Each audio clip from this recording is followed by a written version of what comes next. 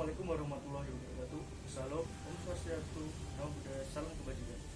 Kami dari tim KKN UND tahun 2021 Dusun Jumaneng Kidul, Sumberadi, Melati, Sleman, Yogyakarta ingin mempersembahkan sebuah karya kami yakni Witapov. Nah, Witapov ini merupakan sebuah program talkshow online yang mana akan membahas seputaran COVID-19. Nah, untuk sesi kali ini kami akan membahas tentang pentingnya vaksin yang akan dipandu oleh rekan kami.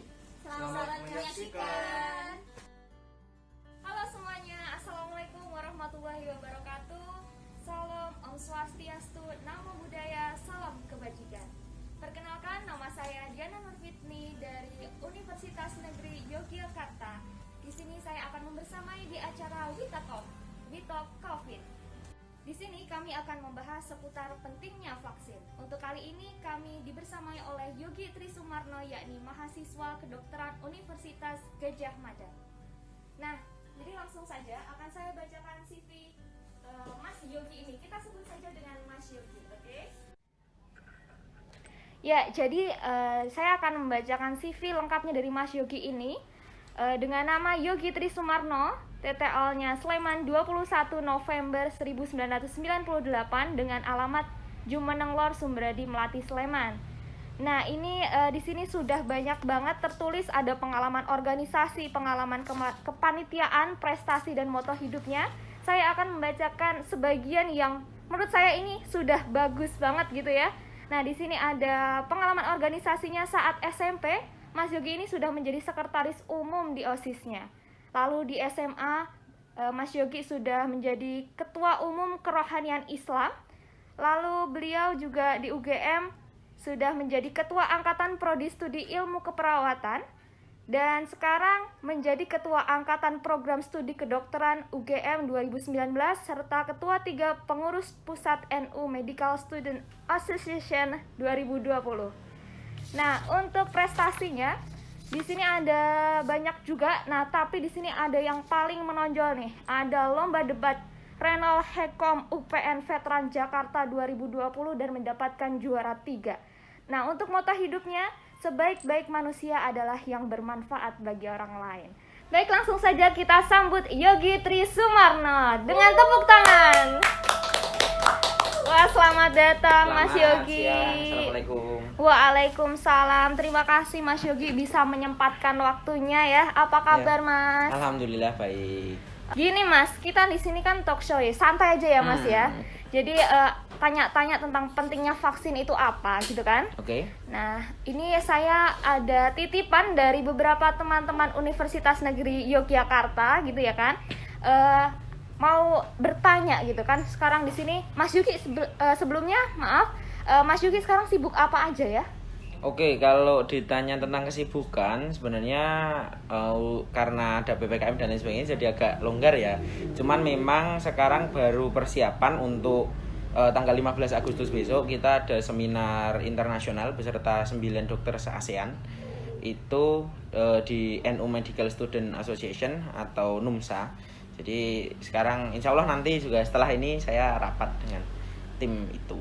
Berarti kepanitiaan gitu ya, Yes, masuk. Wah, betul mantap sekali. sekali dengan 9 dokter ya. Iya. Yang berarti udah pasti hebatnya ya kan ya Insya itu. Allah iya. Semoga lancar ya Mas Amin, ya. amin. Semoga doanya, pokoknya Anjir. siap. Siap.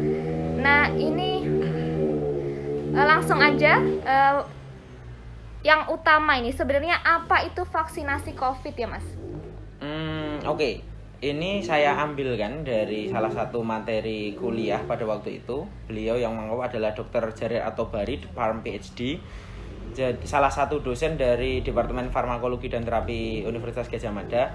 Jadi yang namanya vaksin itu adalah salah satu jenis pengobatan yang dia itu adalah memasukkan sesuatu atau katakanlah kita bilangnya biasanya antigen ya, tapi untuk teman-teman mungkin penyakit lah seperti itu, penyakit yang sudah dilemahkan dimasukkan.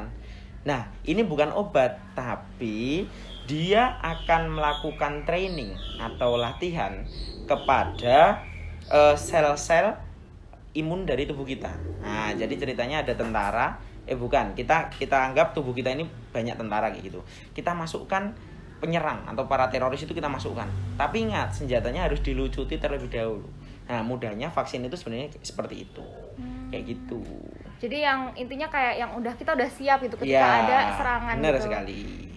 Oke, nah ini kan juga sekarang ini lagi heboh, ada yang percaya, ada yang enggak gitu kan.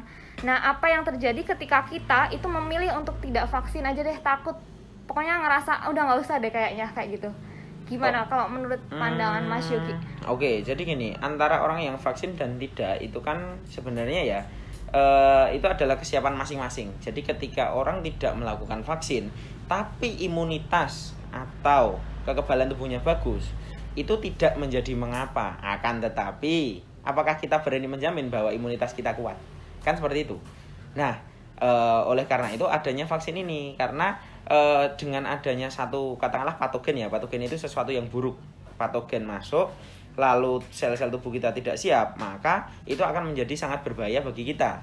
Nah, oleh karena itu dengan adanya vaksin ini, sel-sel kita, imunitas kita, dia akan ditingkatkan. Nah, ketika dia sudah meningkat, maka ketika akan menghadapi patogen yang sesungguhnya, maka hal itu akan menjadi kita lebih siap. Katakanlah memiliki persenan lebih tinggi lah, seperti itu. Kayak gitu. Jadi antara orang yang vaksin dan tidak itu kalau kita sih ngomongnya angka harapan hidup ya, mungkin kayak gitulah ya. Angka harapan hidupnya lebih tinggi. Karena kenapa? Karena efikasi atau kemanjuran vaksin itu secara penelitian, mungkin saya agak lupa angkanya pastinya ya. Kalau Sinovac itu sekitar 82 sampai 90-an, sedangkan Astra itu 90 sampai 100%. Kayak gitu. Itu sangat berbeda dong tentunya. Berarti Gitu. sesuai kepercayaan, tapi akan lebih baik bila kita tetap vaksin Iya, gitu jelas, kan. iya. Oke. Terus sebenarnya bingung juga nih. Saya pun ya sebagai anak gitu, orang tua tuh banyak yang takut, Mas. Banyak yang takut untuk vaksin. Itu gimana kita untuk mempercayai mereka gitu ya? Ya. Atau teman-teman kita juga gitu, nah mempercayai mereka untuk ayolah kita vaksin, ayo kita sama-sama ikhtiar gitu. Nah, Oke. gimana sih Mas kita caranya gitu? Oke, yang pertama ya, kalau misalnya kita ditanya gimana sih ketika ada orang yang takut vaksin, itu berarti orang itu belum tahu tentang vaksin kan itu. Ada orang yang belum tahu. Nah, kita kan mau ngasih tahu nih, berarti kan di sana kita harus bijak. Nah, syarat untuk menjadi orang bijak dia harus berilmu. Seperti dalam Quran itu kan alimul hakim. Alimul dulu baru hakim. Al-alim berarti dia berilmu baru hakim. Jadi memang itu diurutkan bahwa ilmu itu lebih dulu daripada al-hakim, kebijaksanaan. Coba aja mbaknya kalau misalnya mau melerai seseorang, orang ketiga ini pasti ya udah dia aja yang jadi hakim, misalnya dia pinter. Ya kan? Ya. Nah, oleh karena itu kita harus tahu dulu ilmunya. Nah, mungkin dari podcast atau apa namanya?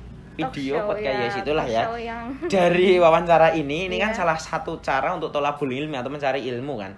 Nah, dari situ sebagai salah satu upaya kita untuk mendapatkan ilmunya dulu. Nah, setelah kita dapat ilmunya, kita akan mendapatkan sebuah kebijaksanaan. Nah, gimana cara mengajak orang untuk vaksin? Yang pertama jelas kita harus vaksin dulu. Ya masa iya kamu nyuruh orang vaksin kamu sendiri belum? Iya. Kan kayak itu. Yang pertama. Yang kedua, setelah kita sendiri sudah vaksin, yang kedua kita ingatkan keluarga kita terlebih dahulu. Karena mak-mak lah ya, terutama ibu-ibu ini ya, itu lebih percaya omongan WA keluarga daripada penelitian yang meta analisis, terus yang pokoknya yang struktur itulah. Nah, itu. Jadi kita sebagai orang-orang yang katakanlah lebih paham, lebih terpelajar, kita harus mencari bukti-bukti yang konkret, yang jelas. Ya. Bukan yang hoax kayak gitu kan ya. Nah, itu kita sampaikan kepada orang tua kita, tentunya dengan cara yang santun, keluarga kita, adik-adik kita, ya saudara-saudara dekat, baru kemudian kepada orang lain, mungkin teman-teman kita. Nah, yang jadi titik adalah jangan sampai kewajiban untuk menyampaikan kepada orang lain atau teman-teman yang nggak mau vaksin itu menjadi beban tersendiri bagi Anda. Karena itu nanti jadi masalah baru gitu loh. Tugas Anda hanya menyampaikan bahwasanya ayo toh kita vaksin, kita ikut memberikan kontribusi. Kecil enggak apa-apa, tapi jangan jadikan yang waduh satu negara ini harus vaksin, aku harus bisa gini loh. Itu adalah tugas bersama itu, bukan tugas Anda sendirian kan seperti itu. Nah, jadi dengan memahami hal ini, tentulah kita menyampaikan dengan enjoy, tidak ada rasa beban moral yang aku harus banget kayak gini. Nah, itu nanti akan menyakiti mental Anda sendiri. Karena memang akhir-akhir ini mental health kan juga sedang isu yang sedang naik daun ya. Nah, itu yang selanjutnya. Jadi memang perlu ada pendekatan secara santun sih untuk mau vaksin. Yaitu Pelan-pelan mungkin gitu ya lah ya. pelan-pelan. Jadi orang tua itu harus dikasih tahu analoginya, ini nanti kalau tentaranya nggak dilatih nanti bakal jadi A, B, C. Nah, itu kita jelaskan seperti itu. Siap. Mungkin seperti itu, Mbak. Ya, terima kasih. Nah, lalu ada lagi nih. Kita kan juga udah kenal ada beberapa jenis vaksin gitu ya. Nah, terus yang sebenarnya yang ada di Indonesia itu berapa banyak jenis vaksin untuk COVID ini, dan sebenarnya apa aja keunggulan dari masing-masing jenis tersebut? Oke, baik. Mengenai jenis vaksin ini menarik. Jadi data terakhir yang saya ambil, data itu Juni ya, dari WHO itu ada 185 jenis vaksin yang masih ada diuji preklinik. Jadi untuk bisa Banyak ya mencapai ternyata. banyak banget. Saya Iya. juga kaget waktu itu loh. Ternyata Banyak banyak sekali. juga gitu kan. Kita kan taunya Sino sama Astra udah gitu. Iya. Ternyata yang baru masuk preklinik itu ada 185 dan ada 102 vaksin yang masuk ke uji klinik. Oh, jadi 185 ditambah 102, 280 sekian. Itu kan sebanyak itu. Dan kita tahu untuk bisa mencapai vaksin itu harus melalui 4-5 tahap. Yang pertama preklinis, jadi penelitian gitu A, B, C, D, E. Terus gimana nih ya? Habis itu diuji coba ke binatang. Kalau udah ke binatang baru fase klinis 1 itu biasanya ke 100 orang yang sehat, dewasa sehat. Nanti kalau ini udah cocok nih, udah bagus nih, fase klinik 2, 3, 4 baru disetujui. Dan rata-rata ketika kita menggunakan paradigma yang sederhana biasanya membutuhkan waktu 6 hingga 11,5 tahun. Wow, Untuk mendapatkan lama satu banget. jenis vaksin. Iya, makanya Iya bisa. dong. Jadi memang katakanlah 4 tahun sendiri itu preklinik. Jadi Iya. harus gini dan lain sebagainya. Habis itu uji klinis 1, evaluasi dan lain sebagainya. 11,5 tahun. Sedangkan karena adanya pandemi ini itu kita bisa dapat vaksin dalam waktu 1,5 tahun. Kita ngirit 10 tahun Iya. lebih cepat untuk mendapatkan sebuah vaksin. Jadi Hebat memang juga ya, luar sebenarnya. biasa. Saya pun juga geleng-geleng kepala itu kok bisa secepat itu kayak gitu. Ya memang alasannya karena kita pernah bertemu dengan corona tapi dengan jenis yang berbeda seperti SARS dan juga MERS. Nah, jadi mungkin udah ada agak-agak sedikit mirip lah kayak gitu. Itu. Jadi kalau ditanya itu ada 185 yang preklinis, 102 yang masuk uji klinis. Tapi yang di ACC yang diperbolehkan untuk digunakan itu sekarang ada 8 jenis di dunia. Di antaranya adalah AstraZeneca, terus ada Pfizer, ya kan? Pfizer, Moderna, terus Sinovac, Sinopharm, Novavax sama Johnson & Johnson. Nah, dari 8 jenis ini itu apa sih yang membedakan? Kan pertanyaannya gitu. Iya. Dari 8 jenis ini ternyata vaksin itu ada beda-beda. Yang pertama bisa menggunakan mRNA. Terus juga bisa menggunakan vektor. Nah, AstraZeneca itu termasuk yang viral vektor. Jadi dia pakai vektor, ini virusnya simpanse kayak gitu. Terus kalau Sinovac itu adalah virus yang dilemahkan, inactivated virus. Jadi virus yang dinonaktifkan, diinaktivasi. Seperti itu. Jadi perbedaannya kayak gitu. Nah, untuk dosisnya sendiri dari 8 vaksin ini rata-rata membutuhkan 2 dosis. Kecuali 1, Johnson & Johnson. Jadi Johnson & Johnson ini cuma butuh 1 kali dosis saja gitu. Jadi yang lainnya 2 dosis 1, dosis 2 kan. Johnson & Johnson cuma butuh 1. Itu kan. Nah, dan yang menarik dari selang antara dosis 1 dan 2 itu rata-rata 2 sampai 4 minggu. Kecuali AstraZeneca. AstraZeneca itu butuh waktu 2 sampai 3 bulan, 8 sampai 12 minggu. Kenapa? Karena memang efikasi atau kemanjuran dari Astra itu lebih tinggi ketika kita bandingkan dengan Sinovac. Iya. Nah, kalau Astra itu tadi saya katakan 90 sampai 100, katakanlah kalau Sino itu 80 sampai 90 lah, katakanlah sebanyak itu.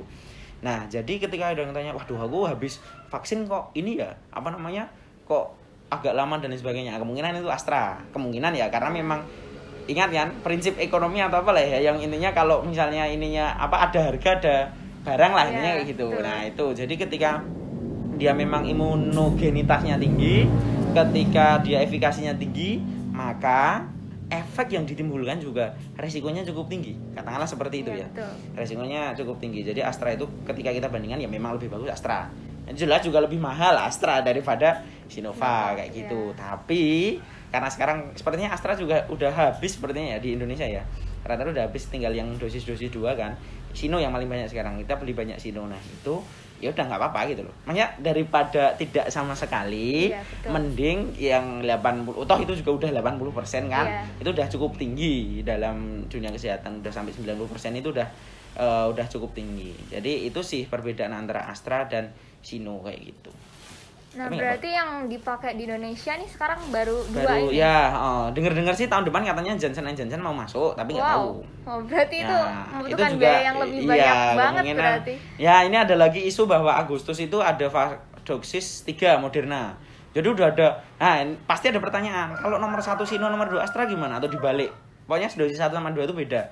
Oh ya jangan, karena itu nanti juga butuh penelitian lagi. Perannya juga beda kan Nanti mereka? juga beda. Nah, makanya itu sekarang udah ada penelitian bahwasanya Moderna di dosis 3 itu ternyata meningkatkan efek vaksin dari Sinovac apa ya kalau nggak salah. Itu jurnal terbaru juga. Jadi memang sekarang itu jurnal baru pada keluar. Jadi kalau pengen lebih lanjut tahu, teman-teman bisa nih nanti baca link di WHO dan lain sebagainya kayak gitu. Itu sih. Siap. Oke, itu tadi ya, ternyata udah banyak banget dan ternyata di Indonesia emang baru 2 dan ada rencana nih ya, OTW yang 3. paling bagus Ya, itu malah Moderna. langsung yang Besok. akan dikeluarkan gitu kan. Kita doakan saja. Ya, semoga pokoknya yang dilakukan Indonesia, yang dilakukan pemerintah gitu. Dan begitupun kedokteran gitu ya, Ya. pihak-pihak dokter gitu, semoga dilancarkan lah semuanya ya. Amin, amin. Nah, untuk selanjutnya mungkin kita akan ketemu di istirahat dulu gitu ya. Kita akan ketemu di sesi selanjutnya. Jadi buat teman-teman jangan kemana-mana, tetap stay tune. Ya, kembali lagi di acara We Talk COVID. Oke, Mas, kita sudah istirahat dan sudah berbincang-bincang di belakang. Nah, sekarang kita akan share lagi apa yang udah kita sedikit kita obrolkan tadi ya kan. Nah, langsung ya Mas ya. Ya, monggo. Jadi ini ada pertanyaan, sebenarnya tadi kan kita udah ngobrolin tentang vaksin, jenis-jenis vaksin dan pokoknya gimana sih kita caranya biar mempercayai orang-orang gitu kan tentang vaksin. Nah, untuk syarat vaksin sendiri Mas, sebenarnya syaratnya apa aja sih? Oke, jadi kemarin itu kan kebetulan saya juga menjadi vaksinator ya di DPRD Kota Jogja. Pada waktu itu yang ditanyakan ada beberapa. Yang pertama adalah cek tekanan darah di tempat. Nah, tekanan darah di tempat nanti kita lihat ada sistol, diastol kan. Di sistol itu angka yang atas, diastol itu yang bawah. Angka sistol atau yang atas itu dia tidak boleh melebihi angka 180. Yang bawah tidak boleh melebihi 110. Jadi pokoknya kalau salah satunya melebihi batas yang itu tidak boleh. Jadi darah tinggi nggak boleh. Salah satu pun juga. Ya, salah satu nggak bisa kayak gitu. Misalnya yang atas 180, yang bawah kok normal, tetap nggak bisa. Atau sebaliknya, yang atas normal, yang bawah tinggi itu juga nggak bisa. Pokoknya ada batasnya itu. Itu ya, itu salah satunya. Yang kedua, dia memiliki riwayat diabetes mellitus atau gula darah tinggi. Yeah. Nah, itu juga nggak boleh karena itu kan salah satu komorbid juga. Selanjutnya ada asma atau sesak nafas ya. Ya, ini kan. Terus yang selanjutnya adalah dia memiliki penyakit jantung. Entah itu katakanlah lemah jantung atau apa kayak gitu, yang bawaan maupun enggak. Terus selanjutnya adalah dia sedang melakukan pengobatan kanker seperti kemoterapi kayak gitu atau pengobatan steroid. Nah, itu yang nggak boleh. Biasanya ketika ada pasien dengan diabetes mellitus atau asma kayak gitu, kita akan meminta, mohon maaf Bapak Ibu, sebelum melakukan vaksin kami mohon untuk menemui atau berkonsultasi dengan dokter spesialis penyakit dalam.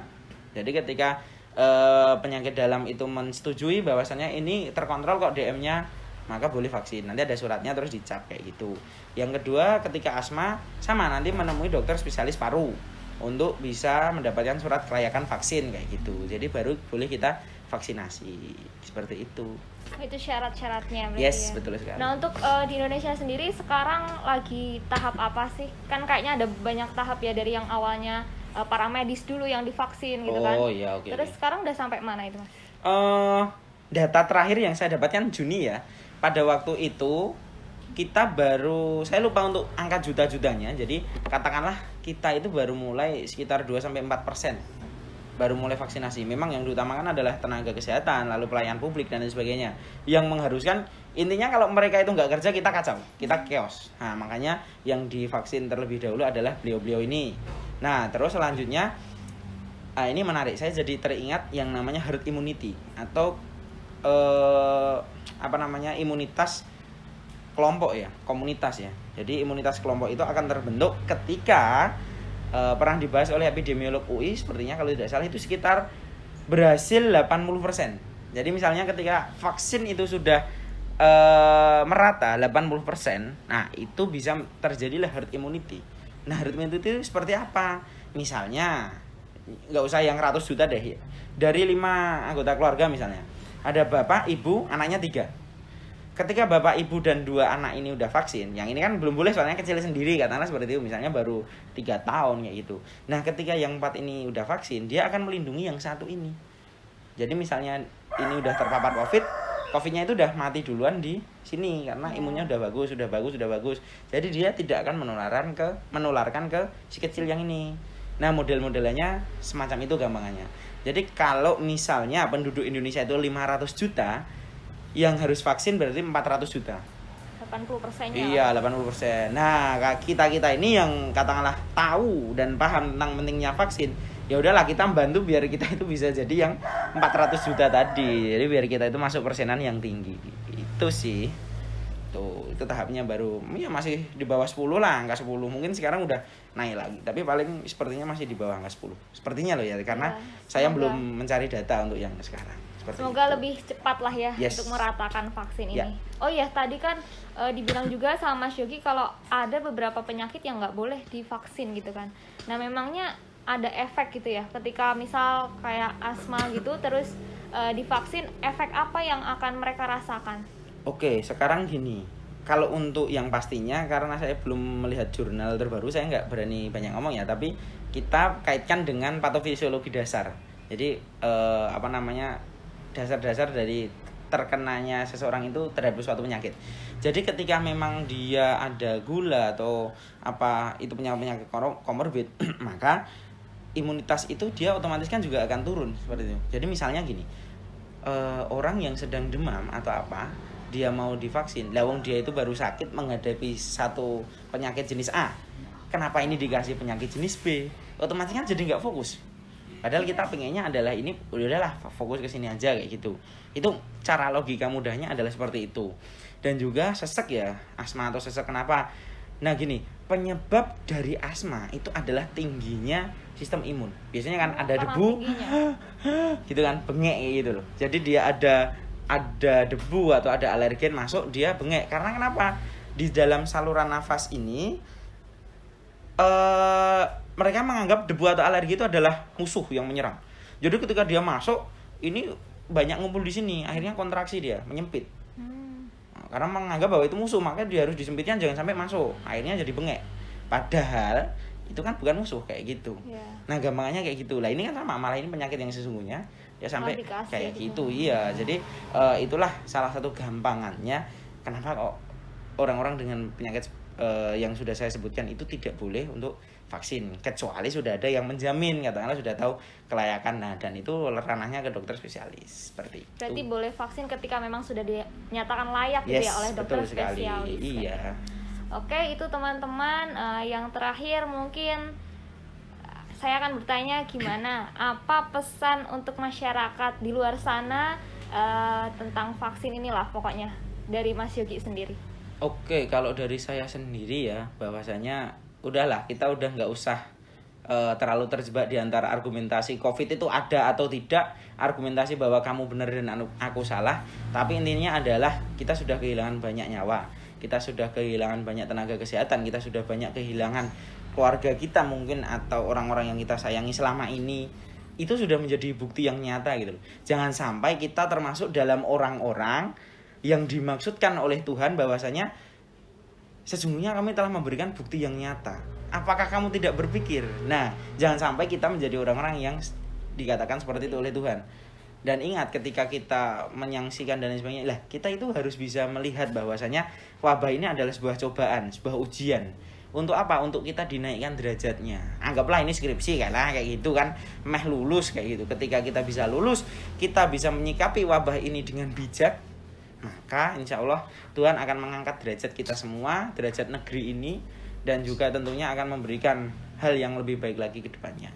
Jadi pokoknya itu hadapi wabah ini dengan tidak terlalu takut.